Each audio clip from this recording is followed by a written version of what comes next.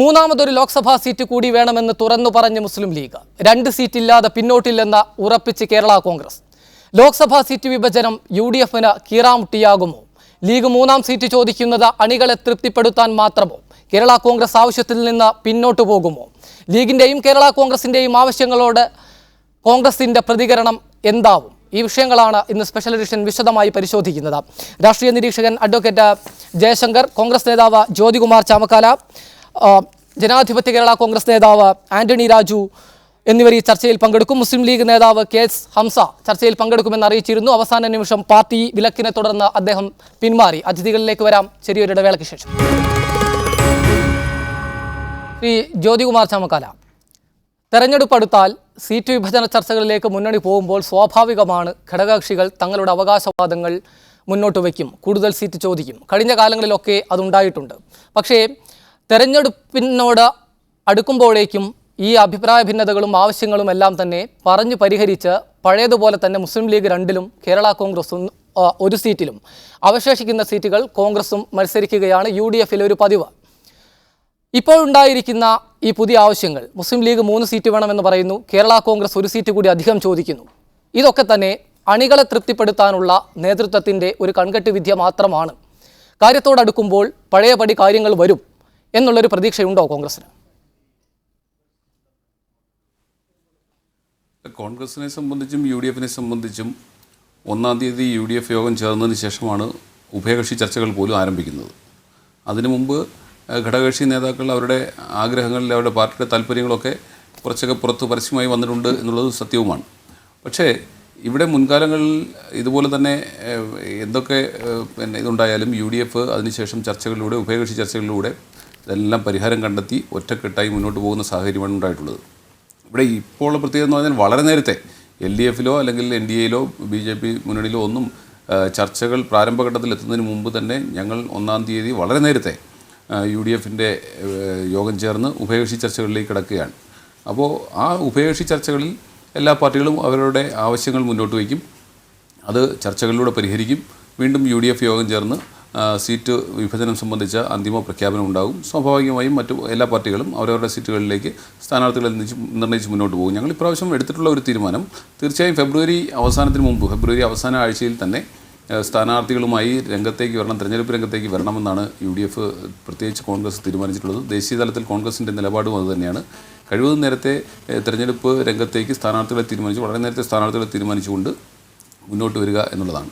അതിൻ്റെ ആദ്യപടി എന്ന നിലയിലാണ് കേരളത്തിലെ തെരഞ്ഞെടുപ്പ് പ്രചരണത്തിൻ്റെ ആദ്യഘട്ടം എന്ന നിലയിലാണ്, തുടക്കമെന്ന നിലയിലാണ് ശ്രീ രാഹുൽ ഗാന്ധി ഉൾപ്പെടെ ഇന്നലെ എറണാകുളത്ത് വന്ന് ഔദ്യോഗികമായി ഞങ്ങളുടെ ബൂത്ത് പ്രസിഡന്റുമാരെയും വൈസ് പ്രസിഡന്റുമാരെയും നേരിൽ കാണുകയും അവരുമായി സംവദിക്കുകയും കേരളത്തിലെ രാഷ്ട്രീയ ചിത്രം, ദേശീയ രാഷ്ട്രീയ ചിത്രവും ഒക്കെ വരച്ചു കാട്ടിയത്. തീർച്ചയായും വരുന്ന ദിവസങ്ങളിൽ UDFിലെ ചർച്ചകൾ നടക്കും. അത് വളരെ ശുഭപര്യവസായിയായി അവസാനിക്കും. തീർച്ചയായും നിങ്ങളുടെ ആശങ്കകൾ ഒരു കാര്യവുമില്ലാതെ വരും. UDFിനെ സംബന്ധിച്ച് ഒറ്റക്കെട്ടായി മുന്നോട്ട് പോകും. ഭൂരിപക്ഷം 20 സീറ്റിൽ 20ഉം നേടുക എന്ന ലക്ഷ്യത്തോടെ തന്നെയാണ് ഞങ്ങൾ മുന്നോട്ട് പോകുന്നത്. ഞങ്ങൾക്കത് കഴിയും എന്നാണ് ഇന്നലെ ഞങ്ങളുടെ എറണാകുളത്ത് നടന്ന പ്രവർത്തക യോഗത്തിലെ ആവേശം ഉൾപ്പെടെ കാണുമ്പോൾ ഞങ്ങൾക്ക് ബോധ്യമാകുന്നത്. ശരി, ഞാൻ തിരിച്ചു വരാം. മുസ്ലിം ലീഗ് നേതാവ് MC മൈൻ ഹാജി ചേരുന്നു ടെലിഫോണിൽ.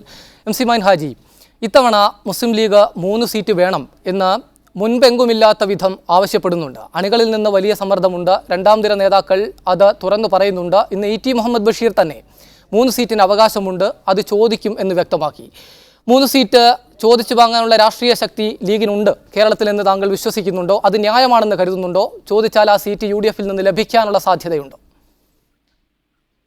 മുസ്ലിം ലീഗ് 3 സീറ്റിന് മാത്രമല്ല കേരളത്തിൽ ശക്തിയുള്ളത് എന്നാണ് എൻ്റെ അഭിപ്രായം. 10 സീറ്റ് വരെ ഇന്നത്തെ അവസ്ഥയിൽ മുസ്ലിം ലീഗിന് അവകാശമുണ്ട്. പക്ഷെ UDF ഇവിടെ ജ്യോതികുമാർ പറഞ്ഞതുപോലെ 20 സീറ്റിലും UDF ജയിക്കുക എന്ന ലക്ഷ്യത്തോടു കൂടി UDFിലെ സീറ്റ് വിഭജനം നടത്തും, പൂർത്തീകരിക്കും, തെരഞ്ഞെടുപ്പിനെ ഒറ്റക്കെട്ടായി നേരിടും.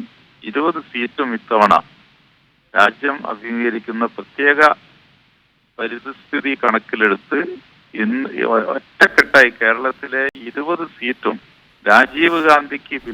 രാഹുൽ ഗാന്ധിക്ക് ഗവൺമെന്റ് രൂപീകരിക്കാനുള്ള പിന്തുണക്കായി ഇവിടെ വിജയം നേടുക എന്ന ലക്ഷ്യത്തോടു കൂടി UDF പ്രവർത്തിക്കും. മുസ്ലിം ലീഗിനെ സംബന്ധിച്ചിടത്തോളം 10 സീറ്റ് വരെ ചോദിക്കാനുള്ള 10 സീറ്റും വേണമെങ്കിൽ ചോദിക്കാനുള്ള അർഹതയുണ്ട്. എത്ര എണ്ണം ചോദിക്കണമെന്ന് മുസ്ലിം ലീഗ് തീരുമാനിച്ചിട്ടുണ്ട്. അത് മുസ്ലിം ലീഗ് UDF ചോദിക്കും. UDF മുസ്ലിം ലീഗിന്റെ അർഹതക്കുള്ള അംഗീകാരം നൽകും എന്ന കാര്യത്തിൽ ഒരു സംശയവുമില്ല. ആ കാര്യത്തിലൊന്നും ഒരു തർക്കവുമില്ല ഇവിടെ. ശ്രീ മൈൻ ഹാജി, അതായത് 2 സീറ്റിൽ കൂടുതൽ മുസ്ലിം ലീഗ് മത്സരിച്ചാൽ 20 സീറ്റിലും വിജയിക്കാനുള്ള സാധ്യത UDF ഇല്ലാതാകുമെന്ന് താങ്കൾ പേടിക്കുന്നുണ്ട്. അങ്ങനെ ഒരു വ്യാഖ്യാനം നിങ്ങളുടേത് മാത്രമാണ്. മുസ്ലിം ലീഗിന് അങ്ങനെ ഒരു അഭിപ്രായമില്ല. 2 അല്ല 3 അല്ല 5 സീറ്റിൽ മത്സരിച്ചാലും ഇത്തവണ UDF ആണ്. UDFിലെ ഘടകകക്ഷികൾ മത്സരിക്കുന്ന കോൺഗ്രസ് ഉൾപ്പെടെയുള്ള എല്ലാ സീറ്റും UDF വിജയിക്കും. അത് എത്ര എണ്ണം കോൺഗ്രസ് മത്സരിക്കുന്നു, എത്ര എണ്ണം മുസ്ലിം ലീഗ് മത്സരിക്കുന്നു, എത്ര എണ്ണം RSP മത്സരിക്കുന്നു, എത്ര എണ്ണം കേരള കോൺഗ്രസ് മത്സരിക്കുന്നു എന്നതിനെ ആശ്രയിച്ചല്ല. UDF എന്ന ഒരു പ്ലാറ്റ്ഫോം ജനങ്ങൾ അതിനു വേണ്ടി ഇലക്ഷൻ ദിവസത്തിന് വേണ്ടി കാത്തിരിക്കുകയാണ് കേരളത്തിൽ. ശ്രീ മൈൻ ഹാജി, മൈൻ ഹാജി, താങ്കൾ സൂചിപ്പിച്ചതുപോലെ UDF എന്ന പ്ലാറ്റ്ഫോം എന്ന് പറയുമ്പോൾ കോൺഗ്രസ് 17 മത്സരിക്കുന്ന കോൺഗ്രസ് 16-ലായാലും 2 മത്സരിക്കുന്ന ലീഗ് 3-ലായാലും ഒന്നും അതിൽ പ്രത്യേകിച്ച് ബുദ്ധിമുട്ടുകൾ ഉണ്ടാകേണ്ട കാര്യമില്ലല്ലോ. ഇതൊരു പ്ലാറ്റ്ഫോമാണ്, പാർട്ടികൾക്കിടയിൽ വലിയ ഐക്യമുണ്ട് എന്ന് താങ്കൾ പറയുന്നുണ്ടെങ്കിൽ മൂന്നാമതൊരു സീറ്റോ അല്ലെങ്കിൽ താങ്കൾ തന്നെ സൂചിപ്പിച്ചതുപോലെ 3-ലധികം സീറ്റുകളോ ചോദിച്ചാൽ അത് മുന്നണിയിൽ ഏതെങ്കിലും തരത്തിൽ അസ്വാരസ്യം ഉണ്ടാക്കേണ്ട സാഹചര്യമുണ്ടോ? ഇല്ല, അങ്ങനെ ഉണ്ട് എന്നാരും പറഞ്ഞിട്ടില്ലല്ലോ. ഇവിടെ അങ്ങനത്തെ ഒരു അവസ്ഥ ഇല്ലല്ലോ. മുസ്ലിം ലീഗ് എത്ര എണ്ണം ചോദിക്കണമെന്ന് മുസ്ലിം ലീഗ് പാർട്ടി തീരുമാനിച്ചിട്ടുണ്ട്. എത്ര എണ്ണത്തിൽ മത്സരിക്കണമെന്ന് തീരുമാനിച്ചിട്ടുണ്ട്. അതിനനുസരിച്ച് UDF സീറ്റ് വിഭജനത്തിൽ മുസ്ലിം ലീഗിന്റെ ആവശ്യം ഉന്നയിക്കും. അത് UDF അംഗീകരിക്കുകയും ചെയ്യും. അതായത് ഇതുവരെ ലോക്സഭയിലേക്ക് ലീഗിന്റെ രാഷ്ട്രീയ ശക്തിക്ക് ആനുപാതികമായി സീറ്റുകൾ ലഭിച്ചിട്ടുണ്ട് എന്ന് വിശ്വസിക്കുന്നുണ്ടോ താങ്കൾ? മുസ്ലിം ലീഗിന്റെ രാഷ്ട്രീയ ശക്തിക്ക് അനുസരിച്ചുള്ള മുസ്ലിം ലീഗിന്റെ രാഷ്ട്രീയ ശക്തിയാണല്ലോ UDFന്റെ ബലം. അപ്പൊ പിന്നെ മുസ്ലിം ലീഗിന്റെ സീറ്റുകൾ മുസ്ലിം ലീഗിന്റെ രാഷ്ട്രീയ ശക്തിക്ക് അനുസൃതമായി ലഭ്യമായോ ഇല്ലയോ എന്ന ഒരു ചോദ്യത്തിനവിടെ പ്രസക്തി ഉണ്ടോ? ഒരു രാഷ്ട്രീയ പാർട്ടി എന്ന നിലയിൽ, മുന്നണി എന്നുള്ള നിലയിൽ അങ്ങനെയുള്ള ഒരു ചർച്ചന്റെ ആവശ്യമുണ്ടോ? അല്ല മൈൻ ഹാജി, ഒരു രാഷ്ട്രീയ കക്ഷി എന്ന നിലയിൽ പാർലമെന്ററി പ്രാതിനിധ്യം പ്രധാനമല്ലേ? അംഗങ്ങളെ തലയെണ്ണുമ്പോൾ ലീഗിന് 2ഉം ലീഗിന് 3ഉം ലീഗിന് 1ഉം ഇല്ലാതാകുന്നതും തമ്മിൽ വ്യത്യാസമുണ്ടല്ലോ. അങ്ങനെയെങ്കിൽ സ്വാഭാവികമായും ഒരു സീറ്റ് അധികം ലഭിക്കുക എന്നതല്ലേ രാഷ്ട്രീയപരമായ നേട്ടം എന്ന് പറയുന്നത്? ഒരു സീറ്റ് മാത്രം അധികം ലഭിക്കുന്നതല്ല രാഷ്ട്രീയപരമായ നേട്ടം. ഒന്നിലേറെ ലഭിച്ചാലും രാഷ്ട്രീയപരമായ ഒരു വൻ നേട്ടമായിരിക്കല്ലോ അത്. ഒന്നെങ്കിലും ലഭിച്ചാൽ ഒരു ചെറിയ നേട്ടമാകില്ല. അങ്ങനെ ഒരു സാഹചര്യം ഇവിടെ ഇല്ല. ഒന്നെങ്കിലും എന്ന് പറഞ്ഞ് അങ്ങനെ പിടിച്ചു വെച്ച് വാങ്ങേണ്ട ഒരവസ്ഥ ഒന്നും UDFിലില്ല. മുസ്ലിം ലീഗിന്റെ ആവശ്യം UDF അംഗീകരിക്കും. മുസ്ലിം ലീഗ് ആവശ്യപ്പെടുന്നത് UDFന് പ്രയാസം ഉണ്ടാക്കൂല, UDF അംഗീകരിക്കും. അതായത് താങ്കൾ നേരത്തെ പറഞ്ഞതുപോലെ 10 സീറ്റ് വരെ ലഭിക്കാനുള്ള രാഷ്ട്രീയ ശക്തിയും അവകാശവും ഉണ്ടെങ്കിലും 3 ചോദിച്ചാൽ 3 ചോദിക്കാൻ ലീഗ് ഉദ്ദേശിക്കുന്നുള്ളൂ. അത് ചോദിച്ചാൽ അത് UDFിൽ നിന്ന് ലഭിക്കും.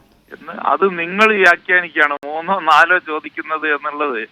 ഞങ്ങൾ അവിടെ ചോദിക്കുക എന്നല്ലാതെ ഞങ്ങളത് പരസ്യമായി ചർച്ചയ്ക്ക് വിധേയമാക്കുന്ന ഒരു പതിവ് മുസ്ലിം ലീഗിന് പണ്ടുമില്ല, ഇന്നുമില്ല. ശരി ശ്രീ മൈൻ ഹാജി, ഞാൻ തിരിച്ചു വരാം. ചർച്ചയ്ക്ക് വിധേയമാക്കുന്നില്ല. റൈറ്റ്, ഞാൻ തിരിച്ചു വരാം. അഡ്വക്കേറ്റ് ജയശങ്കർ, മൈൻ ഹാജി പറഞ്ഞത് താങ്കൾ ശ്രദ്ധിച്ചു കാണും. മുസ്ലിം ലീഗിന് എത്ര സീറ്റ് ചോദിക്കണം, അതായത് 2-ൽ കൂടുതൽ സീറ്റ് ചോദിക്കണമോ എന്ന കാര്യത്തിൽ ഇപ്പോഴും ഖണ്ഡിതമായ ഒരു അഭിപ്രായം അല്ലെങ്കിൽ ഒരു തീരുമാനമില്ല. ചോദിച്ചാൽ കിട്ടും എന്ന ആത്മവിശ്വാസം പങ്കുവെക്കുന്നതല്ലാതെ അത് ചോദിക്കണമോ എന്ന കാര്യത്തിൽ ഒരു തീരുമാനത്തിൽ അവരെത്തിയിട്ടില്ല. താങ്കൾ എങ്ങനെയാണ് ഈ രാഷ്ട്രീയ സാഹചര്യത്തെ വിലയിരുത്തുന്നത്? പതിവ് പോലെ 3 ചോദിച്ച് ലീഗ് പിൻവാങ്ങി UDFിൻ്റെ വിജയത്തിനു വേണ്ടി മൈൻ ഹാജി പറഞ്ഞതുപോലെ 20 സീറ്റിലും വിജയത്തിനു വേണ്ടി പ്രവർത്തിക്കാൻ ഇറങ്ങുമോ? അതല്ല, ചോദിച്ച 3 അല്ലെങ്കിൽ 3-ൽ കൂടുതൽ വാങ്ങിച്ച് മത്സര രംഗത്തേക്ക് പോകുമോ? താങ്കൾ എങ്ങനെ കാണുന്നു ഈ രാഷ്ട്രീയ സാഹചര്യത്തെ? അല്ല, ഇത് ഗാട്ടാഗുസ്തി അല്ലല്ലോ, തെരഞ്ഞെടുപ്പല്ലേ. ഒരു ഘടകകക്ഷി വേറൊരു ഘടകകക്ഷിയെ മലത്തിയടിക്കാനോ കുത്തിന് പിടിച്ച് സീറ്റ് മേടിക്കാനോ പോകുന്നൊരു സാഹചര്യത്തിലേക്കല്ല പോകുന്നത്. അങ്ങനെ ഒരു വിലപേശലിന് പോയി കഴിഞ്ഞാൽ അതുണ്ടാക്കാവുന്ന പ്രത്യാഘാതങ്ങളെക്കുറിച്ചൊക്കെ അറിവും ലോകപരിചയവുമുള്ള ആളുകളാണ് മുസ്ലിം ലീഗ് പാർട്ടിയുടെ നേതാക്കന്മാർ. അതുകൊണ്ടാണല്ലോ ആ പാർട്ടി ഇപ്പോഴും നിലനിൽക്കുന്നത്. അല്ലെങ്കിൽ മറ്റ് ചില സംഘടനകളുടെ പോലെ ചില പാർട്ടികളുടെ പോലെ അതിങ്ങനെ ബോൺസായി പോലെ ആയിപ്പോയനെ. മുസ്ലിം ലീഗ് പാർട്ടിയുടെ നേതാക്കന്മാർ കാലാകാലങ്ങളിൽ അത് സയ്യിദ് അബ്ദുറഹ്മാൻ ബാഫിഖി തങ്ങളാണെങ്കിലും CH മുഹമ്മദ് കോയ ആണെങ്കിലും PK കുഞ്ഞാലിക്കുട്ടി സാഹിബാണെങ്കിലും പാണക്കാട് മുഹമ്മദ് അലി ശിഹാബ് തങ്ങളാണെങ്കിലും ഒക്കെ അവർ യാഥാർത്ഥ്യബോധത്തോടുകൂടിയ ഒരു സമീപനമാണ് പുലർത്തിക്കൊണ്ടിരുന്നത്. ഇവിടെ ബാബറി മസ്ജിദ് പൊളിഞ്ഞപ്പോൾ പല ആളുകളും ആവശ്യപ്പെട്ടില്ലേ മുസ്ലിം ലീഗ് കോൺഗ്രസുമായിട്ടുള്ള ബന്ധം വിച്ഛേദിക്കണം, ഇപ്പം തന്നെ മുന്നണി വിട്ടു വരണം എന്നാവശ്യപ്പെട്ടു. മുസ്ലിം ലീഗ് പോയില്ല. കാരണം മുസ്ലിം ലീഗുകാർക്കറിയാം മുന്നണിയിൽ തുടരുന്നതാണ് സമുദായത്തിൻ്റെയും പാർട്ടിയുടെയും നന്മയ്ക്ക് ഉതകുന്നത് എന്ന തികഞ്ഞ ബോധ്യമുണ്ടായിരുന്നു. ഇപ്പോഴല്ലേ മുസ്ലിം ലീഗിന് വേണ്ടി മൂന്നാമൊരു സീറ്റ് വേണമെന്ന് യൂത്ത് ലീഗുകാർ ആവശ്യപ്പെട്ട് ശ്രീ കെ കരുണാകരൻ മുഖ്യമന്ത്രി ആയിരിക്കുമ്പോൾ അദ്ദേഹം മുസ്ലിം ലീഗിന് കാസർഗോഡ് സീറ്റ് കൊടുത്തതാണ്. പാണക്കാട് സയ്യിദ് മുഹമ്മദ് അലി ശിഹാബ് തങ്ങൾ പറഞ്ഞു മുസ്ലിം ലീഗിന് കാസർഗോഡ് സീറ്റ് വേണ്ട, കാരണം കാസർഗോഡ് മുസ്ലിം ലീഗ് മത്സരിച്ചാൽ അത് മറ്റ് തരത്തിലുള്ള വ്യാഖ്യാനങ്ങൾക്കിടയാക്കും. അവിടെ ഇപ്പോൾ തന്നെ സാമുദായിക സംഘർഷമുള്ളൊരു പ്രദേശമാണ്, അതുകൊണ്ട് ഞങ്ങൾക്ക് സീറ്റ് വേണ്ടെന്ന് പറഞ്ഞ് കൊടുത്ത സീറ്റ് തിരിച്ചു കൊടുത്ത പാർട്ടിയാണ് മുസ്ലിം ലീഗ്. കാരണം അതിൻ്റെ നേതാക്കന്മാർക്ക് വിവേകമുണ്ട്, അതുകൊണ്ടാണ് അങ്ങനെ ചെയ്യുന്നത്. അല്ലാണ്ട് മുസ്ലിം ലീഗിന് ഒരു സീറ്റ് കിട്ടിയാൽ പുളിക്കും എന്നുള്ളതുകൊണ്ടല്ല, പുളിയല്ല സീറ്റിന്. പക്ഷേ ചില താൽക്കാലികമായ ലാഭങ്ങളുടെ പുറകിൽ അതിഭയങ്കരമായ അപകടങ്ങൾ പതിയിരിപ്പുണ്ട് എന്ന് ആ പാർട്ടിയുടെ നേതാക്കന്മാർക്ക് ബോധ്യമുള്ളത് കൊണ്ടാണ്. അതുകൊണ്ടാണ് മുസ്ലിം ലീഗിന് ഈ നാട്ടിൽ ഒരു നിലനിൽപ്പുള്ളത്. ഒരു വർഗീയ പാർട്ടിയാണെന്ന് ആളുകൾ പറയാത്തത്. അതൊരു സാമുദായിക പാർട്ടിയായിട്ട് നിലനിൽക്കുമ്പോൾ തന്നെയും അതിന് കടന്ന അവകാശവാദങ്ങൾ ഉന്നയിക്കാത്തതുകൊണ്ടാണ്. ശ്രീ ജയശങ്കർ, എങ്ങനെയാണ് മുസ്ലിം ലീഗിൻ്റെ മൂന്നാമതൊരു സീറ്റ് അല്ലെങ്കിൽ മൂന്നിൽ കൂടുതൽ സീറ്റ് എന്നുള്ളത് ഒരു അതിര് കടന്ന അവകാശവാദമാകുന്നത്? കേരളത്തിൽ ഏറ്റവും വലിയ രാഷ്ട്രീയ കക്ഷി CPM തന്നെയാണ്, പിന്നെ കോൺഗ്രസ്, മൂന്നാമതായി മുസ്ലിം ലീഗ് തന്നെയായിരിക്കണമല്ലോ. ഇടതുമുന്നണിയിൽ CPI 4 സീറ്റിൽ മത്സരിക്കുന്നുണ്ട്. അങ്ങനെയെങ്കിൽ UDFിൽ മുസ്ലിം ലീഗിന് അതിനേക്കാൾ കൂടുതൽ സീറ്റിന് അർഹതയില്ലേ? അതെങ്ങനെയാണ് ഒരു അതിര് കടന്ന അവകാശവാദമോ ആഗ്രഹമോ ആകുന്നത്? ഇടത് മുന്നണിയിൽ CPIക്ക് 4 സീറ്റ് കിട്ടുന്നതുകൊണ്ട് മുസ്ലിം ലീഗിന് വലത് മുന്നണിയിൽ 5 സീറ്റ് കിട്ടണമെന്ന് പറഞ്ഞാൽ എന്ത് ന്യായമാണിത്? ഇതെന്ത് ന്യായമാണ്? നിങ്ങൾ എന്ത് ചർച്ച, എന്ത് തേങ്ങാക്കുല നോക്കിയിട്ടാണ് ചർച്ച നടത്തുന്നത്? സുഹൃത്തെ, കഴുത്തിലൊരു ടൈ കെട്ടിയിട്ടുണ്ടെന്ന് വെച്ചാൽ ഇങ്ങനെയുള്ള അസംബന്ധം ചോദിക്കാനുള്ള അവകാശം നിങ്ങൾക്ക് ആര് തന്നത്? ഞാനൊന്ന് ചോദിക്കട്ടെ, ഹെൻറി 8-ാമൻ 6 തവണ കല്യാണം കഴിച്ചുകൊണ്ട് ഹെൻറി 16-ാമൻ 12 തവണ കല്യാണം കഴിക്കുന്ന ഒരു ന്യായമല്ലേ അത്? ഇടത് മുന്നണിയിലെ സെറ്റപ്പ് അല്ല UDFിലുള്ളത്. UDFിൽ മുസ്ലിം ലീഗ് 2 സീറ്റിൽ മത്സരിക്കുമ്പോൾ കേരള കോൺഗ്രസ് 3 സീറ്റിൽ മത്സരിച്ചിട്ടുണ്ട്. അതിനൊക്കെ വേറെ പല യുക്തികളുമുണ്ട്. പറഞ്ഞു മനസ്സിലായില്ലേ? ഇങ്ങനെയൊന്നും അല്ല ചർച്ച നടത്തേണ്ടത്. ഇത് എഞ്ചുപടി വച്ചിട്ടല്ല കണക്ക്, ഇത് രാഷ്ട്രീയമാണ്. രാഷ്ട്രീയത്തിൽ 2 കൂട്ടിയാൽ ചിലപ്പോൾ 4 ആവും, ചിലപ്പോൾ 3 ആകും, ചിലപ്പോൾ 5 ആകും. അതൊക്കെ അറിയാവുന്ന ആളുകളാണ് മുസ്ലിം ലീഗ് പാർട്ടിയെ നയിക്കുന്നത്. അതുകൊണ്ടാണ്. ശ്രീ ജയശങ്കർ, കേരളത്തിലെ രാഷ്ട്രീയ കക്ഷികളുടെ ഒരു ശാക്തിക ബലാബലം നോക്കിയാൽ, അംഗബലം നോക്കിയാൽ, പഞ്ചായത്തുകളിൽ പ്രാദേശിക ഭരണ സംവിധാനങ്ങളിൽ അവർക്കുള്ള അംഗബലമൊക്കെ നോക്കിയാൽ തീർച്ചയായും മുസ്ലിം ലീഗ് തന്നെയാണ് മൂന്നാമത്തെ രാഷ്ട്രീയ കക്ഷി. അത് ലീഗുകാർ അവകാശപ്പെടുന്നുണ്ട്. അതാണ് ഒരു തെരഞ്ഞെടുപ്പ് രാഷ്ട്രീയത്തിൻ്റെ പരിഗണനാ വിഷയമായി വരുന്നതെങ്കിൽ അതിൽ മുസ്ലിം ലീഗിന് കൂടുതൽ അവകാശവാദത്തിന് സാധ്യതയില്ലേ? ആ ശക്തിക്ക് അനുസരിച്ച് അവർക്ക് ലഭിക്കുന്നുണ്ടോ എന്നാണ് ഞാൻ ചോദിച്ചത്. CPIയേക്കാൾ എന്തായാലും വലിയ രാഷ്ട്രീയ കക്ഷി തന്നെയാണല്ലോ മുസ്ലിം ലീഗ്. CPIക്ക് ഇടതുമുന്നണിയിൽ ലഭിക്കുന്ന പ്രാതിനിധ്യം അതേപോലെ ലഭിക്കണമെന്നല്ല, അത്രയെങ്കിലും ലഭിക്കാൻ അവർക്ക് അങ്ങനെ ഒരു അവകാശവാദം ഉന്നയിക്കാനുള്ള സാധ്യതയില്ലേ? CPI മുസ്ലിം ലീഗും തമ്മിലുള്ള ഒരു സന്തുലനം അല്ലല്ലോ ഇവിടെ നമ്മൾ നോക്കുന്നത്. നമ്മളെന്താ നോക്കുന്നത്? ഐക്യജനാധിപത്യ മുന്നണിയിൽ മുസ്ലിം ലീഗ് പാർട്ടിക്കുള്ള ശക്തിയെക്കുറിച്ച്, അതിൻ്റെ പ്രാബല്യത്തെക്കുറിച്ച്, അതിൻ്റെ ആൾബലത്തെക്കുറിച്ച് അത് അറിയാത്ത ആളുകളാണോ മുസ്ലിം ലീഗ് പാർട്ടിയുടെ നേതാക്കന്മാർ? നിങ്ങൾക്ക് അങ്ങനെ തോന്നുന്നുണ്ടോ? മുസ്ലിം ലീഗ് പാർട്ടിയെ നയിക്കുന്ന ആളുകൾ വെറും കിഴങ്ങന്മാരാണ് എന്ന് നിങ്ങൾക്ക് അഭിപ്രായമുണ്ട്? എനിക്ക് അങ്ങനെ അഭിപ്രായമില്ല. മുസ്ലിം ലീഗ് പാർട്ടിയുടെ നേതാക്കന്മാർ ബുദ്ധിയും വിവേകവും ഉള്ളവരാണ്. ആ പാർട്ടിക്ക് എന്താണ് വേണ്ടതെന്ന് അവർക്കറിയാം. അവരതിൻ്റെ അടിസ്ഥാനത്തിലുള്ള അവകാശവാദങ്ങൾ ഉന്നയിക്കുന്ന സമയത്ത് UDF അത് ചർച്ച ചെയ്യും. ഞാൻ കരുതുന്നില്ല മുസ്ലിം ലീഗ് പാർട്ടി ഈ സന്ദർഭത്തിൽ, ഇപ്പോഴത്തെ പ്രത്യേക സാഹചര്യത്തിൽ ഒരു കാരണവശാലും ഇങ്ങനെ ഒരു അവകാശവാദം ഉന്നയിക്കും എന്ന്. കാരണം അതിന് പല കാരണങ്ങളുണ്ട്.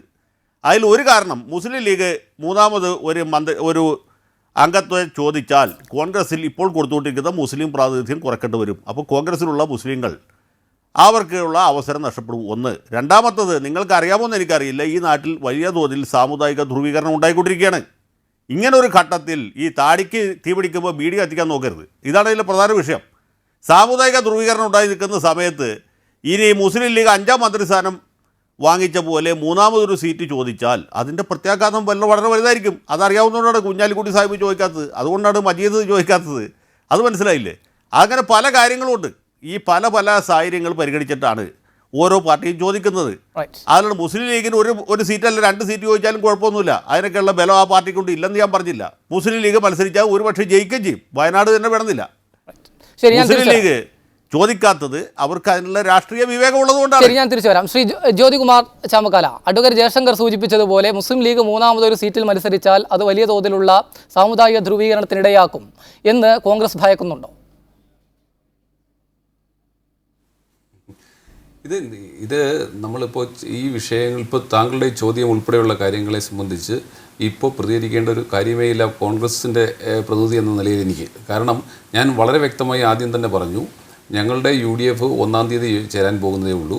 1-ാം തീയതി UDF ചേർന്നതിന് ശേഷം ഇതിനെ സംബന്ധിച്ചുള്ള ഉഭയകക്ഷി ചർച്ചകൾ, അത് പ്രത്യേകം ഓരോ പാർട്ടിയുമായി ബന്ധപ്പെട്ട് ചർച്ചകൾ നടക്കും. അതിനകത്ത് വ്യക്തമായ ധാരണയുണ്ടാകും. അത് ഓരോ സാഹചര്യം, ഓരോ പാർട്ടിക്കും അവരവരുടേതായ ആവശ്യങ്ങൾ, അവകാശങ്ങൾ മുമ്പോട്ട് വയ്ക്കാനുള്ള അവകാശമുണ്ട്. അത് കോൺഗ്രസിനുമുണ്ട്, ലീഗിനുമുണ്ട്, കേരള കോൺഗ്രസിനുമുണ്ട്, RSPക്കുമുണ്ട്, പിന്നെ കേരള കോൺഗ്രസ് ജേക്കബ് ഗ്രൂപ്പിനുണ്ട്, എല്ലാവർക്കും ഉണ്ട്, CMPക്ക് ഉൾപ്പെടെയുണ്ട്. അപ്പോൾ അങ്ങനെ വരുമ്പോൾ അവരവരുടേതായ വാദഗതികൾ നിരത്തും. സ്വാഭാവികമായി ഉഭയകക്ഷി ചർച്ചയിൽ അതിനകത്ത് അങ്ങോട്ടും ഇങ്ങോട്ടും കാര്യങ്ങൾ സംസാരിക്കും. ആ ഒരു ഡയലോഗിലൂടെയാണ് അത് പരിഹരിക്കപ്പെടുന്നത്. സ്വാഭാവികമായും ഇത്തരം ചർച്ചകൾ എല്ലാ പ്രാവശ്യവും ഉണ്ടാകാറുണ്ട്. അത് അസംബ്ലി തെരഞ്ഞെടുപ്പ് വരുമ്പോഴും അതുപോലെ ലോക്സഭാ തെരഞ്ഞെടുപ്പ് വരുമ്പോഴൊക്കെ ഉണ്ടാകാറുണ്ട്. ഇപ്രാവശ്യം ഞങ്ങളത് നേരത്തെ ആരംഭിച്ചിരിക്കുന്നു. ഞങ്ങളെ സംബന്ധിച്ച് UDFനകത്ത് കെട്ടുറപ്പിന് യാതൊരു പ്രശ്നവുമില്ല. ഞങ്ങൾ ഒറ്റക്കെട്ടായി പോകുന്നു. ശ്രീ മൊയ്ൻ ഹാജി പറഞ്ഞതുപോലെ തന്നെ ഞങ്ങളുടെ ലക്ഷ്യം 20 സീറ്റ് നേടുക എന്നത് തന്നെയാണ്. ഇപ്പോൾ തന്നെ ഇലക്ഷൻ വളരെ നേരത്തെ തന്നെ വന്നിരിക്കുന്ന ദേശീയ തലത്തിൽ നടത്തിയിരിക്കുന്ന സർവേയിൽ പോലും ഞങ്ങൾക്ക് 12 ഇപ്പോൾ ഉണ്ടായിരുന്ന സ്ഥലത്ത് 16 വരെ പ്രവേശിച്ചിരിക്കുന്നു. പക്ഷേ ഞങ്ങൾക്ക് ഉറപ്പുണ്ട് വരുന്ന ദിവസങ്ങൾ ഞങ്ങൾക്ക് കൂടുതൽ അനുകൂലമാകുമെന്ന്. അതിൻ്റെ ട്രെൻഡ് ഇന്നലെ എറണാകുളത്തും കണ്ടതാണ്. ശ്രീ രാഹുൽ ഗാന്ധി വളരെ പക്വതയുള്ള, വളരെ ഇരുത്തം വന്ന ഒരു ദേശീയ നേതാവായി മാറിയിരിക്കുന്നു. അദ്ദേഹത്തെ സംബന്ധിച്ച് ഇന്നലെ ഉണ്ടായ അദ്ദേഹത്തിൻ്റെ പെർഫോമൻസൊക്കെ കേരളീയ ജനങ്ങൾ കണ്ടതാണ്. തീർച്ചയായും ഞങ്ങളെ സംബന്ധിച്ച് പരിപൂർണമായ വിശ്വാസമുണ്ട്. ഞങ്ങൾക്ക് 20 സീറ്റ് നേടുക എന്ന ലക്ഷ്യത്തോടുകൂടി ഒറ്റക്കെട്ടായി മുന്നോട്ട് പോവുകയാണ്. ആന്റണി രാജു, കേരള കോൺഗ്രസ് 2 സീറ്റ് വേണമെന്ന അവകാശവാദം ഉന്നയിക്കുന്നുണ്ട്. PJ ജോസഫാണ് കേരള കോൺഗ്രസിൽ 2ാമത്തെ സീറ്റിനു വേണ്ടി വലിയ തോതിൽ ബലം പിടിക്കുന്നത്. അദ്ദേഹമാണ് ആവശ്യം ശക്തമായി ഉയർത്തുന്നത്. മാത്രമല്ല, അങ്ങനെ ഒരു സീറ്റ് ലഭിച്ചില്ലെങ്കിൽ കേരള കോൺഗ്രസ് വീണ്ടും ഒരു പിളർപ്പിലേക്ക് നീങ്ങാനുള്ള സാധ്യതയും കൂടി കാണുന്നുണ്ട്. PJ ജോസഫിൻ്റെ നേതൃത്വത്തിലുള്ള വിഭാഗം കേരള കോൺഗ്രസ് മാണി ഗ്രൂപ്പിൽ നിന്ന് വിട്ടുമാറി മറ്റൊരു സാഹസത്തിന് തയ്യാറാകും എന്നുള്ളൊരു പ്രതീക്ഷയുണ്ടോ താങ്കൾക്ക്? അല്ല, കേരള കോൺഗ്രസ് ഔദ്യോഗികമായ പാർട്ടി യോഗം ചേർന്ന് ഒരു തീരുമാനമെടുത്ത് 2 സീറ്റ് ചോദിക്കാൻ ഒരിക്കലും ആവശ്യപ്പെട്ടിരുന്നില്ല. ആദ്യമായി ഈ 2 സീറ്റ് എന്നുള്ള ആവശ്യം UDF യോഗത്തിൽ PJ ജോസഫ് സാറാണ് ഉന്നയിക്കുന്നത്. അപ്പോൾ പോലും ആ പാർട്ടിയിൽ തന്നെ ജോസ് കെ മാണി, ആ യോഗത്തിലുണ്ടായിരുന്ന ജോസ് കെ മാണി 2 സീറ്റ് എന്നുള്ള ആവശ്യം ഉന്നയിച്ചിരുന്നില്ല. എന്ന് മാത്രമല്ല, ആ പാർട്ടിയെ സംബന്ധിച്ചിടത്തോളം 2 സീറ്റ് കൊടുക്കാൻ ഈ കോൺഗ്രസ് തീരുമാനിച്ചാൽ പോലും മാണി സാർ ഒരു കാരണവശാൽ 2 സീറ്റ് എടുക്കാൻ തയ്യാറാകില്ല, എന്ന് സമ്മതിക്കുകയില്ല. കാരണം ആ പാർട്ടിയുടെ അകത്തുള്ള ഒരു സിറ്റുവേഷൻ അതാണ്. അതുകൊണ്ട് ഈ 2 സീറ്റ് എന്നുള്ള വാദമൊക്കെ ഞാൻ ചോദിക്കട്ടെ, കഴിഞ്ഞ 2014 9 MLA-മാർ ആ പാർട്ടിയിലുണ്ടായിരുന്നല്ലോ. ഞങ്ങളൊക്കെ ആ പാർട്ടിയിലുണ്ടായിരുന്നപ്പോൾ തന്നെ 2ാമതൊരു സീറ്റ് ചോദിച്ചില്ലല്ലോ. ഇപ്പോൾ അതിനേക്കാൾ എണ്ണം കുറഞ്ഞ 6 MLA-മാരിലേക്ക് വന്നു, ആ പാർട്ടി പിളർന്നു.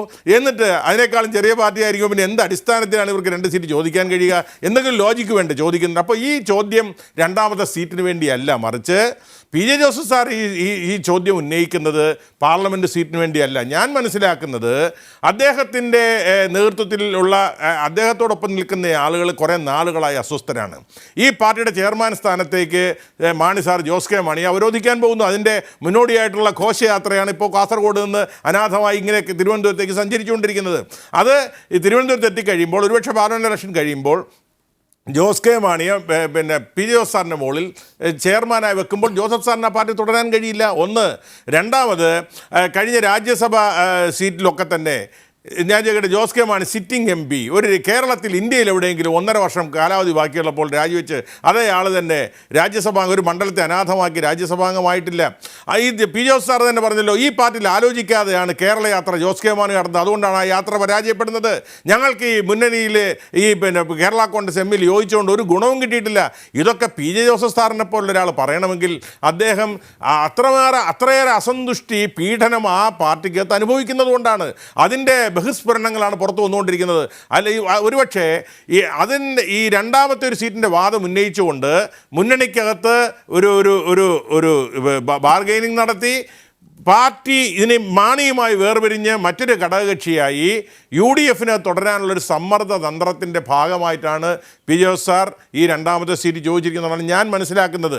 കാരണം ഒരു മാണി സാർ ഒരിക്കലും തന്നെ രണ്ടാമത്തെ സീറ്റിന് അനുവാദം അദ്ദേഹം ചോദിക്കുകയുമില്ല, കൊടുത്താലിട്ട് വാങ്ങിക്കുകയുമില്ല.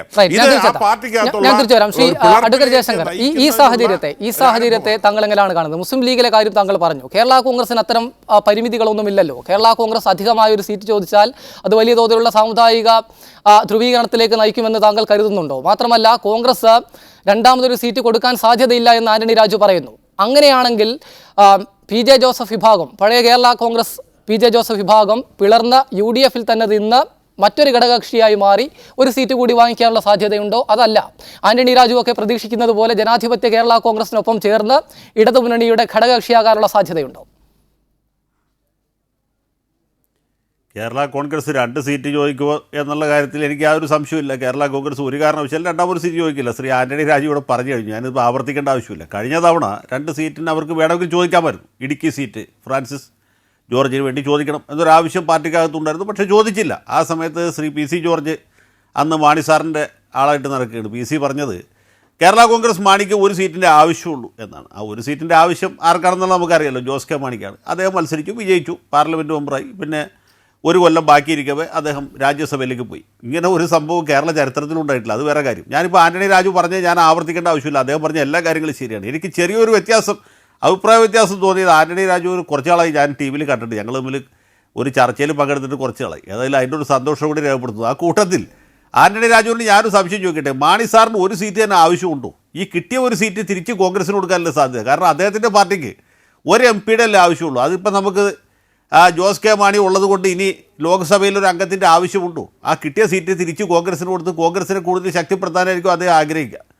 കാരണം അദ്ദേഹത്തിൻ്റെ മകന് തുല്യനായിട്ട് മറ്റൊരാൾ പാർലമെൻറ്റിൽ ഇരിക്കുന്ന അദ്ദേഹത്തിന് ഒരിക്കലും സഹിക്കാൻ പറ്റിയില്ല. അദ്ദേഹത്തിന് സഹിച്ചാലും മകന് സഹിക്കാൻ പറ്റിയില്ല. അങ്ങനൊരു സാഹചര്യമുണ്ട്.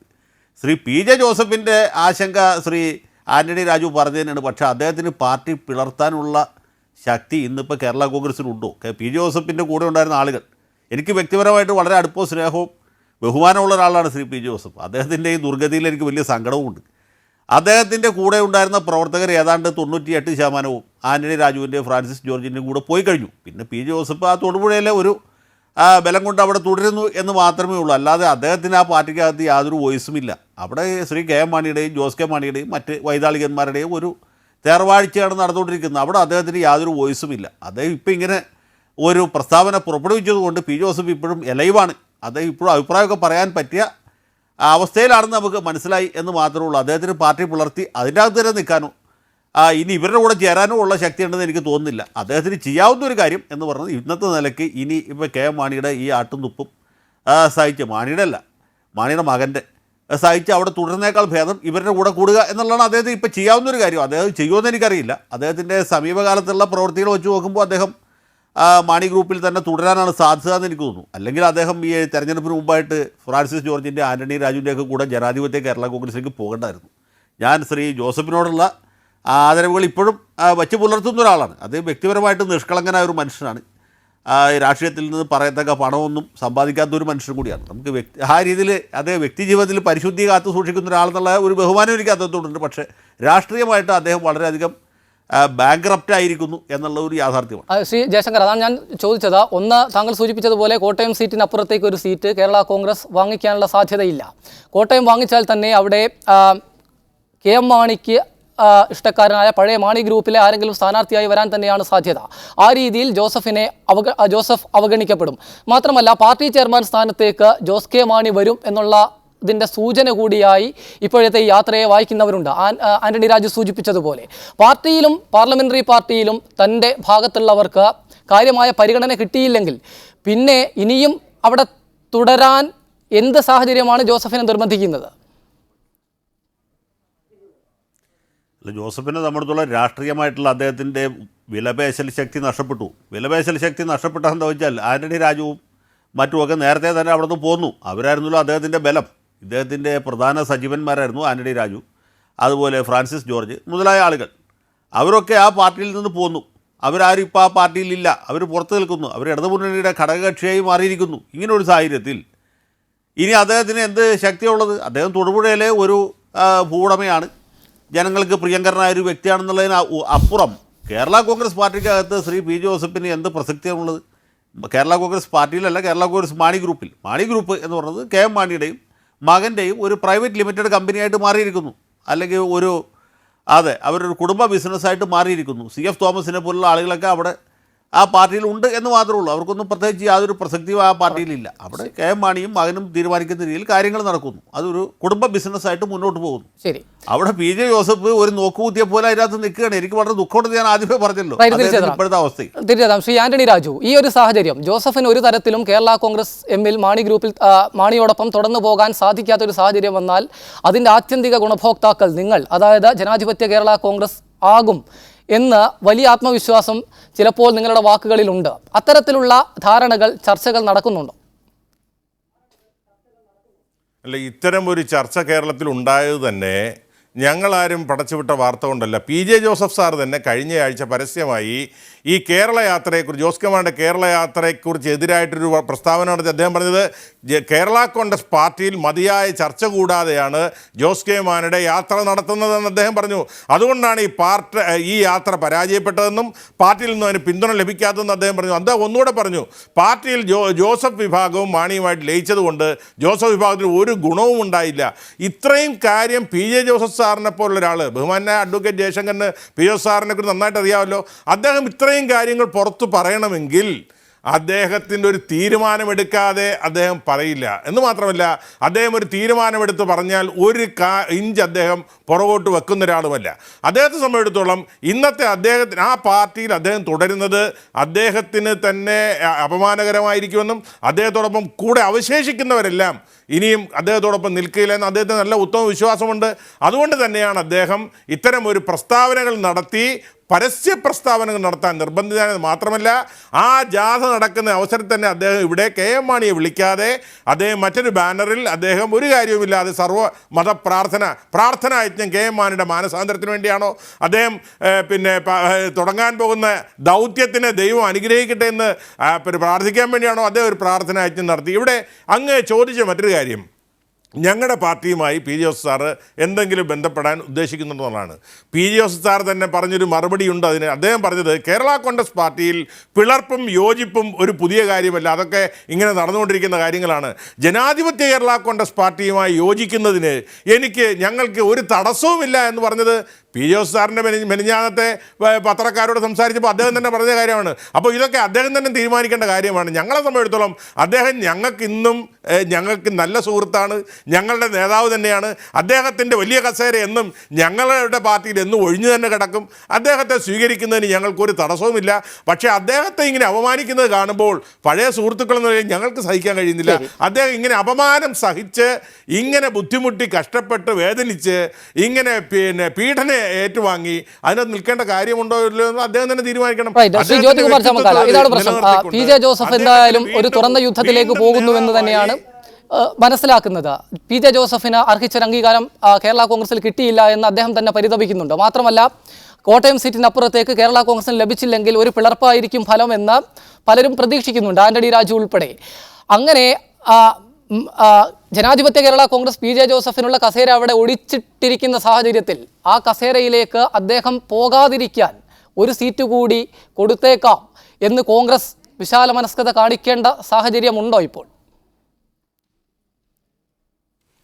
ജനാധിപത്യ കേരള കോൺഗ്രസിലേക്ക് പോകേണ്ട ഗതികേടൊന്നും പി ജെ ജോസഫ് സാറിനുണ്ടെന്ന് ഞാൻ കരുതുന്നില്ല. ഞാൻ ഒരു പാർട്ടിയുടെ മുന്നണിയിലുള്ള ഒരു പാർട്ടിയുടെ ഇൻറ്റേർണൽ പൊളിറ്റിക്സിനെ കുറിച്ച് പറയാൻ മറ്റൊരു പാർട്ടി അംഗമായ ഞാൻ തയ്യാറാകുന്നില്ല. പ്രത്യേകിച്ച് UDF-ലെ ഘടകകക്ഷിയാണ് കേരള കോൺഗ്രസ്. ഇവിടെ ശ്രീ ആന്റണി രാജു ഒക്കെ പറഞ്ഞത് ഞങ്ങൾ ഇവരെന്നാണെന്ന് ഇപ്പോൾ ഇവരുടെ അസംബ്ലിയിൽ അംഗബലം എത്രയാണ്?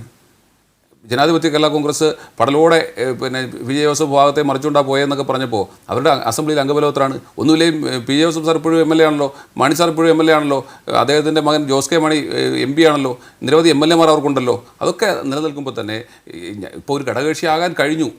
അത് മറ്റു പല സാഹചര്യങ്ങൾ കൊണ്ടും LDF-ൽ ഒരു ഘടകകക്ഷിയാകാൻ ജനാധിപത്യ കേരള കോൺഗ്രസ് കഴിഞ്ഞു എന്നതിനപ്പുറമായി അവർക്കൊന്നും നേടാൻ കഴിഞ്ഞില്ലല്ലോ. നിങ്ങൾ ആദ്യം നിങ്ങളുടെ മുന്നണിയിൽ സീറ്റ് ചോദിച്ച് സീറ്റ് മേടിക്കുന്നേ, നിങ്ങൾ 2, 3, 4 സീറ്റ് മേടിക്കുക. എന്നിട്ട് നിങ്ങൾ ജോസഫ് സാറിനോട് പറയും ഞങ്ങൾക്ക് 2 സീറ്റ് കിട്ടിയിരിക്കുന്നു, അല്ലെങ്കിൽ 3 സീറ്റ് കിട്ടിയിരിക്കുന്നു, അല്ലെങ്കിൽ 4 സീറ്റ് കിട്ടിയിരിക്കുന്നു, ഞങ്ങൾക്ക് അവിടെ അർഹതപ്പെട്ട അംഗീകാരം LDF-ൽ തന്നിരിക്കുന്നു. നിങ്ങളെ പരിഗണിക്കുമോ മുന്നണിക്കകത്ത് ഒരു പാർലമെൻറ്റ് സീറ്റിലേക്ക് വേണ്ടി പരിഗണിക്കുക പോലും ഇല്ലല്ലോ. വരട്ടെ, ചർച്ച വരാൻ പോകുന്നതേ ഉള്ളൂ. അപ്പോൾ അതേസമയം ഞാനിത് എന്തുകൊണ്ട് പറയുന്നു എന്ന് വെച്ചാൽ UDF-ലെ ഘടകകക്ഷികൾ തമ്മിലുള്ള ചർച്ച നടക്കാൻ പോകുന്നേ ഉള്ളൂ. അവിടെ സ്വാഭാവികമായും പാർട്ടികൾ തമ്മിലും ഒക്കെ ചർച്ചകൾ നടക്കും. ആ ചർച്ചകളുടെ ഉരുത്തിരിഞ്ഞു വരുന്ന ആശയങ്ങൾ മുഴുവൻ ചർച്ച ചെയ്തുകൊണ്ട് അതിനെല്ലാം കൂടെ ക്രോഡീകരിച്ചുകൊണ്ട് കൃത്യമായി തീരുമാനങ്ങൾ UDF-ൻ്റെ നേതൃത്വം എടുക്കും. അത് എടുക്കാൻ പക്വതയുള്ളൊരു നേതൃത്വമാണ് ഉള്ളത്. തീർച്ചയായും അതുമായി ബന്ധപ്പെട്ട് ഇന്നലെ ശ്രീ രാഹുൽ ഗാന്ധി ഉൾപ്പെടെയുള്ളവരുമായി ഇവിടുത്തെ സംസ്ഥാനത്തെ UDF-ൻ്റെ ഘടകകക്ഷി നേതാക്കന്മാർ ആശയവിനിമയം നടത്തിയിട്ടുണ്ട്. അദ്ദേഹവുമായി ഒന്നിച്ചു പോകേണ്ടതിനെക്കുറിച്ച്. ഇവിടെ മൊയിൻ ഹാജി പോലും എനിക്കപ്പുറമായി UDF-ൽ നിന്ന് പങ്കെടുത്ത ഏക വ്യക്തി മൊയിൻ ഹാജിയാണ്. അദ്ദേഹം പോലും പറഞ്ഞു ഞങ്ങളുടെ ലക്ഷ്യം 20 സീറ്റ് നേടുക എന്ന് തന്നെയാണ്. ഒരു സംശയവും വേണ്ട, കേരളത്തിൽ ഇപ്രാവശ്യം UDF വളരെ ചിട്ടയായ പ്രവർത്തനത്തിലൂടെ വളരെ ഏകോപനത്തിലൂടെ ഒറ്റക്കെട്ടായി നിന്നുകൊണ്ട് തന്നെ കേരളത്തിലെ മുഴുവൻ സീറ്റുകളും നേടുന്ന രീതിയിലേക്ക് പോകാൻ ഞങ്ങൾക്ക് കഴിയുമെന്ന ആത്മവിശ്വാസം ഞങ്ങൾക്കുണ്ട്. ഈ പറയുന്ന വിഷയങ്ങളൊക്കെ ഇതൊക്കെ ഞാൻ തിരിച്ചെത്താം. ശ്രീ മൊയിൻ ഹാജി, UDF-ന്റെ മുഴുവൻ സീറ്റിലും UDF-ന്റെ വിജയത്തിന് വേണ്ടി പ്രവർത്തിക്കുമെന്ന് താങ്കൾ നേരത്തെ തന്നെ പറഞ്ഞു. കൂടുതൽ സീറ്റുകൾ ആവശ്യപ്പെടുന്നില്ല എന്ന് തീർത്തു പറഞ്ഞിട്ടില്ല. കൂടുതൽ സീറ്റ് ലഭിക്കാനുള്ള അവകാശമുണ്ടെന്നും പറഞ്ഞു.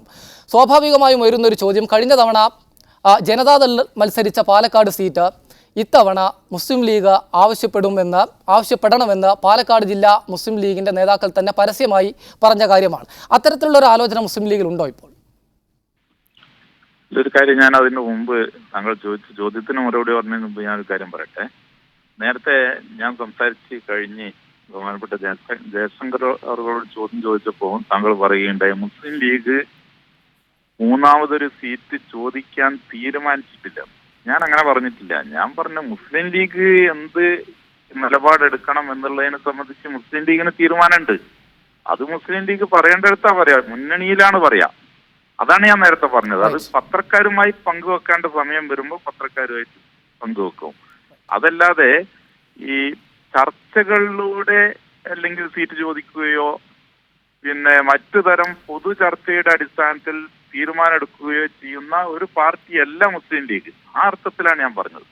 ഈ കാര്യത്തിൽ പാലക്കാട് സീറ്റ് ചോദിക്കണോ വേറെ ഏതെങ്കിലും സീറ്റ് ചോദിക്കണോ എന്നുള്ളതിനെ സംബന്ധിച്ചൊക്കെ മുസ്ലിം ലീഗ് തീരുമാനം എടുത്താൽ പോലും അത് ബന്ധപ്പെട്ട വേദിയിലാണ് അവതരിപ്പിക്കുക. അതിനു മുമ്പ് പത്രക്കാരുമായി മീഡിയ മുഖാന്തരം അത് പങ്കുവെക്കുകയോ പുറം ലോകത്തേക്ക് അറിയിക്കുകയോ ചെയ്യേണ്ട ഒരു ആവശ്യം അത് പുറം ലോകത്തെ. ശ്രീ മൊയിൻ ഹാജി, താങ്കളുടെ ടെലിഫോണിൽ ചില തകരാറുണ്ട്, തിരിച്ചെത്താം. അഡ്വക്കേറ്റ് ജയശങ്കർ, താങ്കൾ ഈ രണ്ട് ഘടകകക്ഷികളുടെ അവകാശവാദങ്ങൾ മുസ്ലിം ലീഗിൻ്റെയും കേരള കോൺഗ്രസിൻ്റെയും ഇതിന് രണ്ടിനെയും ഏത് രീതിയിലാണ് കാണുന്നത്? കോൺഗ്രസ് ഇത് ഏതെങ്കിലും തരത്തിൽ പരിഗണിക്കാനുള്ളൊരു സാധ്യതയുണ്ടോ? മുസ്ലിം ലീഗ് ഒരു മുന്നണിയിലെ ഘടകകക്ഷി എന്ന നിലയിൽ മുന്നണി മര്യാദ വലിയ തോതിൽ പാലിക്കുന്ന ഒരു പാർട്ടിയാണെന്ന് മൊയിൻ ഹാജി പറഞ്ഞു. മാത്രമല്ല വലിയ വിട്ടുവീഴ്ചകൾക്ക് പലപ്പോഴും ആ പാർട്ടി തയ്യാറായിട്ടുണ്ടെന്നും അദ്ദേഹം വ്യക്തമാക്കിയിട്ടുണ്ട്. ആ സാഹചര്യത്തിൽ മൂന്നാമതൊരു സീറ്റ് അതിൻ്റെ രാഷ്ട്രീയ ശക്തിക്കനുസരിച്ച് അല്ലെങ്കിൽ അത്തരമൊരു പരിഗണന വലിയ ചർച്ചയില്ലാതെ ചോദിച്ചാൽ കൊടുക്കാമെന്ന ഒരു തീരുമാനത്തിലേക്ക് കോൺഗ്രസ് എത്താനുള്ള സാധ്യതയുണ്ടോ? മുസ്ലിം ലീഗിന് ഒരു സീറ്റ് ആവശ്യമുണ്ടെങ്കിൽ ആ പാർട്ടി ആവശ്യപ്പെടും. ആ പാർട്ടി ആവശ്യപ്പെട്ടാൽ അതിന് അർഹമായ പരിഗണന UDF-ൽ നൽകും. അത് ഏത് കാലത്തുമുള്ള കാര്യമുള്ളൂ. മുസ്ലിം ലീഗ് അങ്ങനെ വലിയ കയറി വന്ന ഒരു പാർട്ടിയല്ല. ഐക്യജനാധിപത്യ മുന്നണി തുടങ്ങിയ കാലം തൊട്ട് 1979 മുതൽക്ക് ശ്രീ കെ കരുണാകരനും CH മുഹമ്മദ് കോയയും കൂടി ചേർന്നിട്ടാണ് ഇന്ന് കാണുന്ന ഐക്യജനാധിപത്യ മുന്നണി ഉണ്ടാക്കിയത്. അപ്പോൾ തീർച്ചയായിട്ടും മുസ്ലിം ലീഗിൻ്റെ ആവശ്യത്തിന് ന്യായമായ മാന്യമായ പരിഗണന ആ മുന്നണിയിൽ കിട്ടും. അതിൽ യാതൊരു സംശയമില്ല. നമുക്ക് സംശയം, അല്ലെങ്കിൽ എനിക്ക് സംശയം, മുസ്ലിം ലീഗ് ആവശ്യപ്പെടുമോ എന്നുള്ളതാണ്. മുസ്ലിം ലീഗ് പലപ്പോഴും വിട്ടുവീഴ്ച ചെയ്തിട്ടുണ്ട്. മുസ്ലിം ലീഗിൻ്റെ കയ്യിലിരിക്കുന്ന സീറ്റ് മറ്റു പാർട്ടികൾ കൊടുത്തിട്ടുണ്ട്. ശ്രീ എ കെ ആന്റണിയെ തിരൂരങ്ങാടിയിൽ മത്സരിപ്പിച്ചത് മാത്രമല്ല, കേരള രാഷ്ട്രീയത്തിൽ ഏറെക്കുറെ അനാഥനായി തീർന്ന ശ്രീ കെ മുരളീധരൻ്റെ DIC-യെ തിരിച്ച് ഐക്യമുന്നണിയിൽ കൊടുന്നവരാണ്. ജ്യോതികുമാർ ഇവിടെ ഉണ്ടല്ലോ, ചോദിച്ചു പോയിക്കോളൂ. DIC എന്നൊരു പാർട്ടി ഉണ്ടാക്കി കോൺഗ്രസ് നേതൃത്വത്തെ വെല്ലുവിളിച്ച് സോണിയാഗാന്ധിയെ മദാമ എന്ന് വിളിച്ചു, അഹമ്മദ് പട്ടേലിനെ അലൂമിനിയം പട്ടേൽ എന്ന് വിളിച്ച് പുറത്തേക്കിറങ്ങിപ്പോയ കെ മുരളീധരൻ എങ്ങുമല്ലാതെ പോയ സന്ദർഭത്തിൽ കൈപിടിച്ച് തിരിച്ച് UDF-ലേക്ക് കൊണ്ടുവന്ന ശ്രീ PK കുഞ്ഞാലിക്കുട്ടിയും മുസ്ലിം ലീഗുമാണ്. മുരളീധരന് മത്സരിക്കാനായിട്ട് സിറ്റിംഗ് സീറ്റായ കൊടുപള്ളി വിട്ടുകൊടുത്തത് മുസ്ലിം ലീഗാണ്. അങ്ങനെയൊക്കെ ചെയ്തിട്ടുണ്ട്. മുസ്ലിം ലീഗുകാർക്ക് അറിയാം അതൊക്കെ അവരതിൻ്റെ രീതി അനുസരിച്ച് മാത്രമേ ആവശ്യപ്പെട്ടുള്ളൂ. എനിക്ക് മുസ്ലിം ലീഗിനെ കുറിച്ച് വലിയ ബഹുമാനമാണ്. ഇത് കേൾക്കുമ്പോൾ അത് കേട്ടോണ്ടിരിക്കുന്ന ആൾക്കാർക്ക് ചിലപ്പോൾ തോന്നുന്നു ഇയാൾ മുസ്ലിം ലീഗിനെ തകർക്കാൻ വേണ്ടിയാണ്. ഞാൻ പച്ച ഷർട്ടിട്ടേക്കണ പോലും മുസ്ലിം ലീഗിനുള്ള സ്നേഹം കൊണ്ടാണെന്ന് വേണമെങ്കിൽ പറയാം. അപ്പോൾ സത്യത്തിൽ മുസ്ലിം ലീഗ് പാർട്ടിക്ക് അറിയാം എപ്പോൾ സീറ്റ് ചോദിക്കണം എന്നുള്ളത്. ഞാൻ പറയും ഇന്നത്തെ സാഹചര്യത്തിൽ മുസ്ലിം ലീഗ് ചോദിക്കാനുള്ള സാധ്യത കുറവാണ് എന്നാണ്. കാരണം മുസ്ലിം ലീഗ് 2 സീറ്റിൽ മത്സരിക്കുക, 2 സീറ്റിൽ ജയിക്കുക എന്നുള്ളത് വളരെ പ്രധാനമുള്ളൂ. അതുപോലെ തന്നെ കോൺഗ്രസ് മത്സരിക്കുന്ന സീറ്റിൽ കോൺഗ്രസ് ജയിക്കുക എന്നുള്ളത് അവരെ സംബന്ധിച്ചിടത്തോളം പ്രധാനമാണ്. കോൺഗ്രസ് പാർട്ടിയെ സംബന്ധിച്ചിടത്തോളം അങ്ങനെ ശാഠ്യം പിടിക്കുന്ന ഒരു പാർട്ടിയല്ല കോൺഗ്രസ്. ഞാനും ചോദിക്കട്ടെ, കഴിഞ്ഞ തവണ എങ്ങും അല്ലാതെ നിന്ന് പ്രേമേന്ദ്രനെ വിളിച്ചുകൊണ്ടത് കൊല്ലത്ത് നിർത്തിയതാരാണ്? കോൺഗ്രസ് അല്ലേ? സിറ്റിംഗ് സീറ്റായ കൊല്ലം പ്രേമേന്ദ്രന് കൊടുത്തു. പ്രേമേന്ദ്രൻ മത്സരിച്ചു, ജയിച്ചു, ഇല്ലേ? ഒരു പക്ഷേ കോൺഗ്രസിൻ്റെ ഒരു സ്ഥാനാർത്ഥിയാണ് മത്സരിച്ചെങ്കിൽ തോറ്റുപോകുമായിരുന്ന സീറ്റാണ് കൊല്ലം. പീതാംബരക്കുറുപ്പിൻ്റെ വിഷയമൊക്കെ ഉണ്ടായിരുന്നുണ്ട്. കൊല്ലം ഒരു വലിയ ഇടതുപക്ഷ സീറ്റാണ്, ആരും എതിര് പറയില്ല. കൊല്ലവും ആറ്റിങ്ങലുമാണ് തിരുവിതാംകൂർ ഭാഗത്ത് ഇടതുപക്ഷത്തിന് ഏറ്റവും പ്രാബല്യമുള്ള 2 സീറ്റുകൾ. ആ സീറ്റിൽ പ്രേമേന്ദ്രനെ മത്സരിപ്പിച്ചു, പ്രേമേന്ദ്രൻ ജയിച്ചില്ലേ? RSP 2 കൂടി യോജിച്ചു, ഒന്നായി. ഐക്യജനാധിപത്യ മുന്നണിക്ക് നിയമസഭയിലുള്ള ഭൂരിപക്ഷം ശക്തിപ്പെട്ടു. അതിനു മുമ്പ് 2 പേരുടെ ഭൂരിപക്ഷത്തിലാണ് ഭരിച്ചെങ്കിൽ RSPയുടെ 2 പേർ കൂടി വന്നപ്പോൾ കൂടുതൽ മുന്നണി ശക്തമായി. മുന്നണിക്ക് കുറച്ചുകൂടി ആത്മവിശ്വാസത്തോടെ മുഖ്യമന്ത്രിക്ക് ഭരിക്കാവുന്ന ഒരു സാഹചര്യമുണ്ടായി. പ്രേമേന്ദ്രൻ കൊല്ലത്ത് മത്സരിച്ച് ജയിക്കുകയും ചെയ്തു. അങ്ങനെയൊക്കെ വിട്ടുവീഴ്ച ചെയ്താണ് ഐക്യമുന്നണി പോകുന്നത്. അല്ലാണ്ട് കടുംപിടുത്തവും ശാഠ്യവും ഒക്കെ ഉണ്ടെങ്കിൽ ഈ മുന്നണി എന്നേ പൊളിഞ്ഞു പോയേനെ. ശ്രീ കരുണാകരനാണെങ്കിലും അദ്ദേഹത്തിൻ്റെ പിൻഗാമികളാണെങ്കിലും ഈ കാര്യങ്ങളൊക്കെ ഉൾക്കൊണ്ട് ശരിയായ രീതിയിലാണ് കൊണ്ടുപോകുന്നത്. ഐക്യമുന്നണിയിൽ ഇതിനു മുമ്പുണ്ടായ പ്രശ്നങ്ങളൊക്കെ വെച്ച് നോക്കുമ്പോൾ നിസ്സാരമല്ലേ? 84 എന്തൊക്കെ വിഷയങ്ങളുണ്ടായി, 89 എന്തൊക്കെ വിഷയമുണ്ടായി. 89 PJ ജോസഫ് അദ്ദേഹത്തിന് മൂവാറ്റുപുഴ സീറ്റ് ചോദിച്ച് കിട്ടാതെ വന്നപ്പോൾ മുന്നണി നിന്ന് പോയതല്ലേ? ഇടുക്കി സീറ്റ് കൊടുക്കാന്ന് പറഞ്ഞു. ഇടുക്കിയിൽ നിന്നാലും ജയിക്കും, മൂവാറ്റുപുഴ എന്നാലും ജയിക്കും. പക്ഷേ കരുണാകരൻ മൂവാറ്റുപുഴ സീറ്റ് മാണി ഗ്രൂപ്പിന് കൊടുത്തു. അവിടെ PC തോമസ് മത്സരിച്ചു, PC തോമസ് ജയിച്ചു. PC തോമസിനെതിരായിട്ട് ശ്രീ PJ ജോസഫ് ഏതാണ്ട് റിബൽ എന്ന് പറയാവുന്ന രീതിയിൽ ഒറ്റയ്ക്ക് മത്സരിച്ചു. അങ്ങനെയൊക്കെ ഉണ്ടായതാണ്. പക്ഷേ ഇങ്ങനെയുള്ള എന്തൊക്കെ പ്രതിസന്ധികളെ അതിജീവിച്ച മുന്നണിയാണ് ഐക്യമുന്നണി. അവിടെ ഒരു പ്രശ്നം ഉണ്ടാവുമെന്ന് എനിക്ക് തോന്നുന്നില്ല. പണ്ടത്തെ പ്രശ്നങ്ങളൊക്കെ വെച്ച് നോക്കുമ്പോൾ ഇത് നിസ്സാരമാണ്. ഈ പ്രശ്നങ്ങളൊക്കെ വളരെ നിസ്സാരമായിട്ട് മുന്നണിക്ക് അതിജീവിക്കാൻ കഴിയുന്നതാണ് എൻ്റെ പ്രതീക്ഷ. ശരി, ശ്രീ ആന്റണി രാജു, അപ്പം താങ്കൾ ഉൾപ്പെടെയുള്ള ആളുകൾ ഇടതുപക്ഷത്തേക്ക് PJ ജോസഫ് വരുമെന്നുള്ള പ്രതീക്ഷിച്ചിരിക്കേണ്ട കാര്യമില്ല. ആ പ്രതീക്ഷ അസ്ഥാനത്താവും. UDFൽ പലപ്പോഴും പ്രശ്നങ്ങൾ ഉണ്ടാകാറുണ്ട്, അത് പരിഹരിക്കപ്പെടാറുണ്ട്. തെരഞ്ഞെടുപ്പിലേക്ക് എത്തുമ്പോൾ കൂടുതൽ കാര്യങ്ങളിൽ വ്യക്തത വരികയും മാണി കോൺഗ്രസ് ഉൾപ്പെടെയുള്ള പാർട്ടികൾക്കിടയിലുള്ള അസ്വാരസ്യങ്ങൾ പരിഹരിക്കപ്പെടുകയും ചെയ്യും. അതുകൊണ്ട് നിങ്ങളുടെ കസേര ഒഴിഞ്ഞു തന്നെ കിടക്കാനുള്ള സാധ്യതയാണോ കാണുന്നത്? മറ്റൊന്ന്, ജ്യോതികുമാർ ചാമക്കാല ചോദിച്ച കാര്യം, ഇടതുമുന്നണിയിൽ ജനാധിപത്യ കേരള കോൺഗ്രസിന് ഒരു സീറ്റ് ലഭിക്കാനുള്ള സാധ്യതയുണ്ടോ? അല്ല അഷ്റഫെ, ഞങ്ങളാരും ഈ UDFലെ ഏതെങ്കിലും കക്ഷി നേതാവിനെയോ ഏതെങ്കിലും പാർട്ടിയെയോ ഞങ്ങൾ ഇങ്ങോട്ട് ക്ഷണിച്ചിട്ടില്ല. ആ പാർട്ടിയിലെ ഘടകകക്ഷികളെ ആ അസ്വാരസ്യങ്ങൾ ഉണ്ടാക്കുന്നതിന് ഞങ്ങളുടെ പടലിൽ കയറിയിട്ട് യാതൊരു കാര്യവുമില്ല. PJ ജോസഫ് സാർ പരസ്യപ്രസ്താവന നടത്തുന്നതിൻ്റെ പേരിൽ ജനാധിപത്യ കേരള കോൺഗ്രസ് പാർട്ടിയുടെ പെടലിയിലോട്ട് ആരും കയറേണ്ട കാര്യമില്ല. ഈ പ്രസ്താവനയൊക്കെ നടത്തിയത് UDFൻ്റെ പ്രമുഖ നേതാക്കന്മാർ തന്നെയാണ്. ഈ വിഴുപ്പുകൾ ഇങ്ങനെ അലക്കുന്നത് ഞങ്ങളാരും പറഞ്ഞതല്ലോ. ഇവിടെ 2 സീറ്റ് പരസ്യമായിട്ട് ആവശ്യപ്പെട്ടത് PJ ജോസഫ് സാർ ആവശ്യപ്പെട്ടത് ഞങ്ങൾ പറഞ്ഞിട്ടാണോ? അല്ലെങ്കിൽ ജനാധിപത്യ കേരള കോൺഗ്രസ് പാർട്ടിയുമായി യോജിക്കുന്നതിന് ഇപ്പം തടസ്സങ്ങളൊന്നും ഇല്ല എന്ന് PJ ജോസഫ് സാർ പറഞ്ഞത് ഞങ്ങൾ പറഞ്ഞിട്ടാണോ? അതുകൊണ്ട് ഇതൊക്കെ നിങ്ങളുടെ മുന്നണിയിലെ നേതാക്കന്മാരെ പറയുന്ന കാര്യങ്ങൾക്ക് ഞങ്ങളുടെ പെടലിയിൽ ചാരി രക്ഷപ്പെടാൻ നിങ്ങളാരും നോക്കണ്ട. പിന്നെ ജനാധിപത്യ കേരള കോൺഗ്രസ് പാർട്ടിയെ ഇടതുപക്ഷ മുന്നണിയിൽ പ്രവേശനം കിട്ടിയാലേ ഘടകകക്ഷിയാക്കിയത് കോൺഗ്രസിൻ്റെയും ചാമക്കാരുടെയും ഔദാര്യം കൊണ്ടാണ് അദ്ദേഹം പറയാത്തതിന് അദ്ദേഹത്തോട് എനിക്ക് നന്ദിയുണ്ട്. ഏതായാലും അദ്ദേഹം അത് അത്രയും പറഞ്ഞില്ലല്ലോ. പിന്നെ ഇവിടെ അദ്ദേഹം ഒരു സർവേ റിപ്പോർട്ട് പറഞ്ഞു. ഇവിടെ സർവേ റിപ്പോർട്ടുകളെല്ലാം UDFന് അനുകൂലമാണെന്ന്. ഞാൻ ഈ സമാനമായൊരു ഇലക്ഷൻ നടന്നത് 2004-ലാണ്. BJPയെ തുരത്തു പുതിയ ഗവൺമെൻറ്റിനെ രൂപീകരിക്കുന്നുണ്ട്. ഇതിനു മുമ്പ് ഇലക്ഷൻ നടന്നത് 2004-ലാണ്.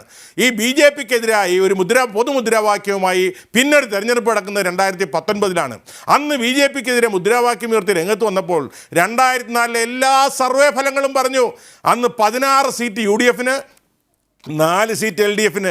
എന്തിന് ഇലക്ഷൻ കഴിഞ്ഞപ്പോൾ എക്സിറ്റ് പോളിൽ NDTVയുടെയും ഇന്ത്യൻ എക്സ്പ്രസിൻ്റെ എക്സിറ്റ് പോളിൽ അവർ പറഞ്ഞു, തെരഞ്ഞെടുപ്പ് കഴിഞ്ഞിട്ട് പറഞ്ഞു 16 സീറ്റ് UDFന്, 4 സീറ്റ് LDFന്. നമുക്കറിയാമല്ലോ 2004-ലെ ഫലം വന്നപ്പോൾ എന്താ? 18 സീറ്റ് LDFന്, 1 സീറ്റ് മുസ്ലിം ലീഗിന്, 1 സീറ്റ് PC തോമസിന്. കോൺഗ്രസിന് വട്ടപൂജ്യമായിരുന്നു. BJPക്കെതിരെ ഉയർന്നു വന്ന വികാരത്തിൽ ഉണ്ടായൊരു തെരഞ്ഞെടുപ്പാണ് 2004-ല്. എൻ്റെ ബഹുമാനായ സുഹൃത്ത് അഡ്വക്കേറ്റ് ജയശങ്കർ നല്ലപോലെ ഓർമ്മിക്കുന്നത് 2004-ന് ശേഷം ആദ്യമായി BJP ഗവൺമെൻറ്റിനെതിരെയുള്ള ഒരു ഇന്ത്യയിലാകെ ഒരു വികാരം ഉയർന്നു വന്നിരിക്കുന്നത് അതിനുശേഷം 2019-ലെ മോഡി ഗവൺമെൻറ്റിനെതിരെയാണ്, BJP ഗവൺമെൻറ്റിനെതിരെയാണ്. അതുകൊണ്ട് BJPക്കെതിരെ കേരളത്തിലെ ജനങ്ങൾ ആർക്ക് വോട്ട് ചെയ്യണമെന്ന് നല്ല ധാരണ ഉണ്ട് എന്നുള്ളതിൻ്റെ തെളിവാണ് 2004-ലെ ഞങ്ങളുടെ സാഹചര്യം. അതെ, അതാണ് ഞാൻ ചോദിക്കാൻ വന്നത്. ശരി, പറയൂ, അതാണ് ഞാൻ ചോദിക്കാൻ വന്നത്. ഞാൻ അതിലേക്ക് വരാം. ഞാൻ അതാണ് പറയാൻ വരുന്നത്. ജനാധിപത്യ കേരള കോൺഗ്രസ് പാർട്ടി സംബന്ധിച്ചിടത്തോളം ശ്രീ ചാമക്കാല പറഞ്ഞതുപോലെ ഞങ്ങൾ ഇടതുപക്ഷ ജനാധിപത്യ ഒരു ചെറിയ കക്ഷിയാണ്, ഞങ്ങൾ വലിയ കക്ഷിയാണെന്നുള്ള അവകാശവാദം ഒന്നും ഞങ്ങൾക്കില്ല. ഞങ്ങളൊരു ചെറിയ കക്ഷിയാണ്, ഞങ്ങൾ അതിലൊരു ചെറിയ ഘടകകക്ഷിയുമാണ്. ഞങ്ങൾ ഒരു സീറ്റിന് വേണ്ടിയും അവകാശവാദം ഉന്നയിക്കുന്നില്ല. പക്ഷേ മധ്യ തിരുവിതാംകൂറിലെ പ്രത്യേകമായ രാഷ്ട്രീയ സാഹചര്യവും സാമൂഹിക സാഹചര്യവും പരിശോധിക്കുന്ന ഇടതുപക്ഷ ജനാധിപത്യ മുന്നണി പത്തനംതിട്ട, കോട്ടയം, ഇടുക്കി, എറണാകുളം, ചാലക്കുടി, മാവേലിക്കര തുടങ്ങിയ മണ്ഡലങ്ങളിൽ ജനാധിപത്യ കേരള കോൺഗ്രസ് പാർട്ടിയുടെ സാന്നിധ്യം അല്ലെങ്കിൽ ജനാധിപത്യ കേരള കോൺഗ്രസ് പാർട്ടിക്ക് എവിടെയെങ്കിലും ഒരു സീറ്റ് കൊടുക്കുന്നത് ആ മുന്നണിക്ക് ഗുണകരമാണ് എന്ന് ഇടതുപക്ഷ മുന്നണി വിലയിരുത്തി ഞങ്ങൾക്കൊരു സീറ്റ് തന്നാൽ ഞങ്ങൾ സ്വീകരിക്കും. ഈ പറഞ്ഞ സീറ്റുകളിൽ ഒന്ന് തന്നാൽ ഏറ്റവും കൂടുതൽ വിജയസാധ്യത എവിടെയാണെന്നാണ് ജനാധിപത്യ കേരള കോൺഗ്രസ് കരുതുന്നത്? അല്ല, അത് ഇടതുപക്ഷ മുന്നണിക്ക് നന്നായി വിലയിരുത്താൻ കഴിയുമല്ലോ. ഇപ്പോൾ ഇടുക്കി സീറ്റ് സിറ്റിംഗ് സീറ്റാണ്, UDF സിറ്റിംഗ് സീറ്റാണ്. അതുകൊണ്ട് തന്നെ മാവേലിക്കര സീറ്റ് റിസർവേഷൻ സീറ്റാണ്. അപ്പോൾ അതിന് പരിമിതികളുണ്ട്. ഈ പത്തനംതിട്ട സീറ്റിനെ സംബന്ധിച്ചിടത്തോളം അവിടെയുള്ള 2 മണ്ഡലങ്ങൾ റാന്നിയും പഴയ പത്തനംതിട്ട സീറ്റ് മണ്ഡലവും ഇപ്പോഴത്തെ ആറന്മുള മണ്ഡലവും ഈ പഴയ ശ്രീ ഫ്രാൻസിസ് ജോർജ് MP ആയിരുന്ന ഇടുക്കി മണ്ഡലത്തിൻ്റെ ഭാഗമായിരുന്ന മണ്ഡലങ്ങളാണ്. പൂഞ്ഞാർ, കാഞ്ഞിരപ്പള്ളി തുടങ്ങിയ മണ്ഡലങ്ങളിലൊക്കെ തന്നെയുള്ള കേരള കോൺഗ്രസ് പാർട്ടിയുടേതായ പ്രത്യേകമായ സ്വാധീനമുള്ള മേഖലകളാണ്.